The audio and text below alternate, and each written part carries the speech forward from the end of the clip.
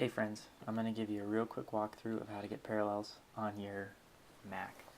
First you want to start, and I'm going to go fast, so hopefully you can just follow along and pause it where you need to.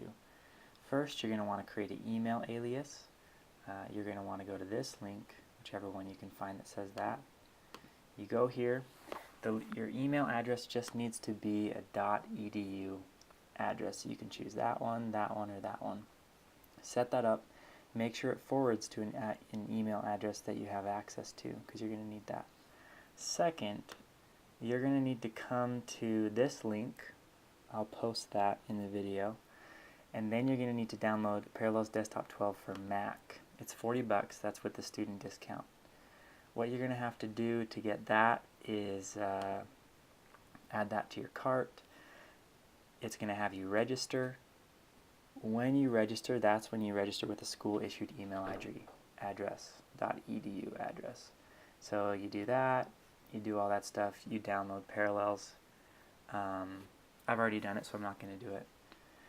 Once you download Parallels, it's going to give you an activation code and all that stuff. Don't do anything with that quite yet. Then jump onto your personal email. This is going to be the one that you got from the IS department. They send you an email. They probably said something like, hey, your Microsoft Imagine account is set up. So you say, oh, I want to look at that. See, I think on yours it's going to say check it out. This is an old one. It used to be called DreamSpark.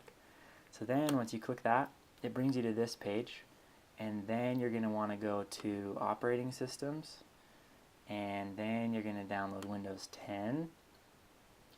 And you're going to get the English, this one, just the first one. And of course we know it's not for our operating system. And that's when you sign in with your username that you got from school, all those great things. And it'll download it for you after that. You might have to go do it again. I won't download it because I already did it. Now if you're in the TA lab, you actually don't need to download the actual Windows 10 file. What you can do is have the TAs plug in a USB drive into your computer, and then they'll actually have the file there instead of you downloading the actual Windows 10 file down to your computer. If you're at home doing this, download the Windows 10 file to your computer, and then you can get started on installing Parallels. Now this is when you go back to your downloaded Parallels file. I actually don't have it because I didn't download it. You just install everything as the defaults that it gives you. It should hopefully find the Windows 10 operating system automatically for you when you sign up through that part. So hopefully that's good, and if that doesn't work, just ask a TA.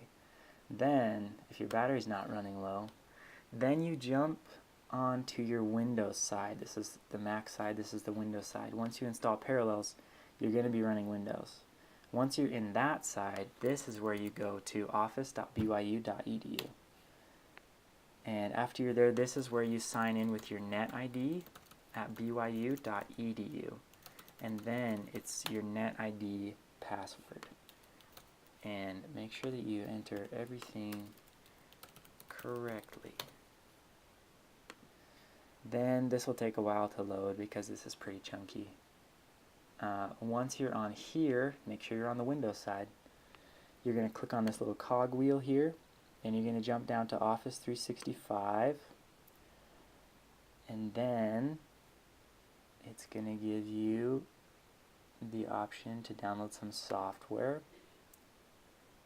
Then this is where you're going to install all of the Office products. You can't just pick and choose which ones you want. It'll download all of them. So install those. That will probably take an hour of your life. And then you're pretty much done. Then you have everything installed. So hopefully that works, and hopefully this was helpful.